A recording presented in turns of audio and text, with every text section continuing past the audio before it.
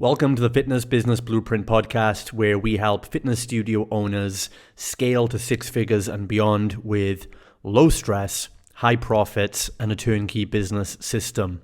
I'm your host, Justin Devonshire, and today we'll be discussing the important steps that you need to take if you're opening your first location.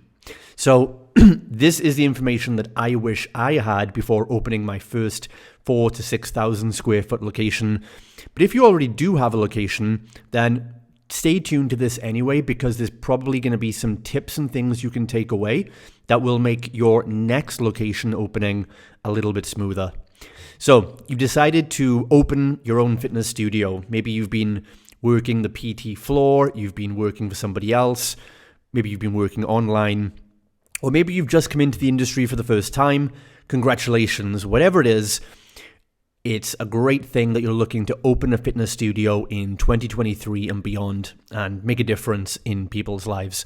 But before you can open the doors, there are a few important things you need to consider to ensure a successful launch. Here are the key steps we're going to talk about in this episode. And there's going to be 7 steps I want you to pay attention to the most for the most profitable, predictable, reliable launch. And again, we right now own a fitness franchise with over 20 locations. We've just signed up 8 more locations ready to open this last 2 months. So if anything, we are world leading experts on opening locations and getting them profitable on day one, because it's the essence of our franchise model. And the thing is to remember that a vast majority of the franchisees that we work with are not fitness professionals. They hire fitness professionals, but a lot of them are merely investors that have a passion for the fitness industry, but they're not instructors themselves. So if these guys can do it, we can help these guys with no fitness background on how to open a location. It just goes to show that our system is bulletproof and it works every time. So let's get into this. Step number 1. You've got to define your niche. Before you worry about a location and all that kind of stuff, you have to know who is your target audience and the niche. Who do you want to serve in business?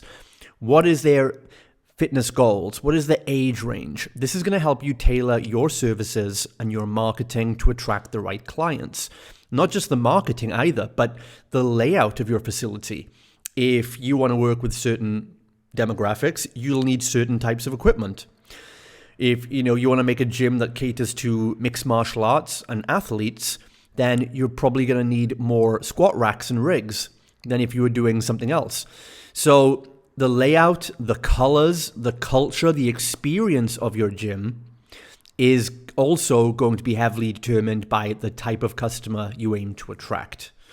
So for example, we mostly, in most of our gyms, we are targeting women that are 30 plus years of age who are relatively new to fitness. They just want to tone up, lose weight. They're intimidated by regular gyms. So for that reason, it helps our marketing go off far better, far smoother. It allows us to charge higher prices. But when it comes to the facility, it allows us to pinpoint where on the map should we be that is a good proximity for these types of busy mums and women. It also lets us know things like we don't need to put mirrors on the wall because they don't want to look at mirrors. It tells us what kind of music we should play, what kind of structure we should have, the equipment level we should have, the colors we should use, how many bathroom facilities. So really, you're building a house for your ideal guest. Think of it that way. If you were building a hotel or an Airbnb for a particular type of guest, you'd need to know who they are and their preferences first. Number 2, once you know that, then you can build a proper business and marketing plan. This is essential not only to know your numbers and the financial projections, so you need to know the numbers of realistically how many members do you determine you're going to attract, how much are you going to be making for those members. If you account for the churn rate as well, what are your expenses going to be at the same time? This is important because it's going to tell you how long you're going to be open until you get to profitability. And the goal can be to get to profit on day one, but you need a realistic projection and you need to know what's going to happen. Don't just wing it. This is also important, creating a business plan, because if you want to secure funding, then you'll need a plan in place with goals, budgets, the mission statement, your marketing strategies, things like that. If you want to go to a bank or a funding partner or an investor even, that's a great way to get some or all of the capital you need and be able to pay that off over the long term. That'll reduce your risk. But those parties that lend you that money are going to need to know that you know what you're doing and that you know who your target customer is and you have a plan with the money. Third step, now we know that we can start scouting for a location. So when you're looking for a location, you want to look at the factors such as the parking space in that area. Is there much competition in that area? How accessible is it? Are you closer to a city center or just outside? We usually look for light industrial or semi-light industrial areas that are a little bit out of the main town, so rent is a lot lower. It also gives us more space. And another benefit post-COVID is that a lot of these kind of industrial warehouse facilities, because you might need a change of use permit, a lot of these areas now are actually, the law has been accelerated to make it easier to transition these places into a gym or leisure facility. It used to be a harder process, but since COVID and a lot of small businesses being hurt, they've changed the laws to make it easier for you to actually turn an old retail or industrial unit into a gym and get planning permission a lot easier for that. Number 4, once you've got a location, you want to then choose the equipment and the fixtures, furnishings, and decor of the place. This, like I said, is going to depend on your niche. You're going to need specific equipment, specific furniture, fittings to make it a welcoming and a functional space that is going to get the results that your members need, but also make it a nice welcoming environment that appeals to that person. For example, if you're aiming to open a hardcore kind of West Side barbell kind of place to attract heavy lifters and bodybuilders, you don't want the place to be pink. Let's put it that way. So choose the equipment you want, make sure to budget for these expenses, and also budget for any shelling out or renovation work that might need to be done. So if the place is a shell of a unit, it hasn't been used as a fitness facility before, or even if it has, you want to have a surveyor to look at it because they might be able to tell you that there might be some more work needs to be done to install a bathroom, or it could be any number of things. So don't just see an open space and assume it'll be fine, because if you rush in, there could be things, underlying things that need to be refurbished that will cost you more money and delay your opening. And you want to find out what things need to be changed, and you want to negotiate with the landlord to see what will they cover. They should be able to at least give something towards refurbishing for the use that you want it for, so that you can pay them good money for the place. Step number 5, when you've got your location, you've got your equipment, everything's on the way, you know what the space is going to look like.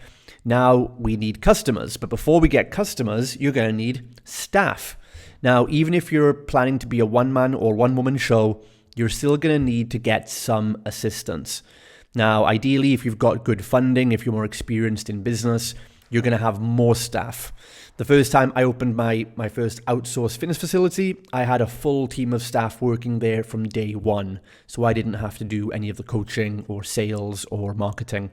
I went there, I wanted to go and train everyone and push everybody on and meet all the customers, but I wasn't having to do any of the technical work. I was purely there in a managerial capacity, and the freedom and the fulfillment of that is next to none. So you've got to find the right people and train them well. You want to look for individuals with good fitness expertise and personality rather than skill. And I've got plenty of podcast episodes talking about hiring people, so you can search those. Step number 6 then is to start your marketing. So you want to start promoting your fitness business well before you open the doors. And you need to use Facebook ads for this. That is going to be the main driver. If you're starting from nothing, Facebook adverts, yes, they cost money, but it's going to be 1,000 times more effective than anything organic. Because the thing is that most fit pros don't realize is organic marketing costs you money as well. And it costs you way more than paid advertising. How is that? That's because even if you're not putting money into it, you're putting time into it. So the truth is, I can go to Facebook, pay for a Facebook post to be shown to 30,000 women within a 5-mile radius of my gym. And I can pay Facebook £30 a day for that. And Facebook is going to reach 30,000 women. Do you honestly think you're going to get a better response if you put 5 hours a day of your own time into making Facebook posts, walking around town, handing out flyers? That's going to cost you way much more money, and it's going to cost you more time, which then stops you from doing more important things like looking for staff, training staff, making sure that the location is being built properly. So you want to use Facebook ads, be a professional. If you can't afford to budget at least £1,000 to advertise the launch of your brand new business, then maybe you should reconsider being in business in the first place. Don't tell me you're going to put 10, 20, 30,000 pounds into a brand new business, but you can't afford £1,000 for advertising. That's insane. So you want to run adverts, build up an email list and a phone number list, always capture email and phone number on the ads, get those lead details so you can call up those people and sign them up to your launch offer. And again, you can find out more about my FEO and fitness challenge mastery system that I've used to open 20 locations over 10 years and close successfully over the phone. And step number 7 is the soft launch. This is a great way to test out your systems, test out your staff before you open to the public. So you can just invite your friends, family, your staff's friends and family. Maybe if you already have some clients because you've worked on a PT floor or something, just bring a couple of people down. You can do it like a half open day kind of thing where you put a couple of workouts on just for a small number of people. And just let people come check out the place and do that. No harm in doing that either. So there's 7 steps right there. By taking those steps before opening your fitness studio, you're going to be setting yourself up for a successful launch.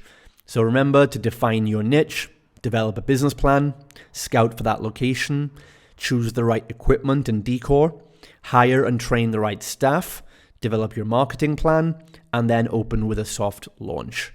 So thanks for tuning in to the Fitness Business Blueprint podcast today. Don't forget to subscribe for more tips and strategies. Every single day I drop these podcasts to help you grow your fitness business.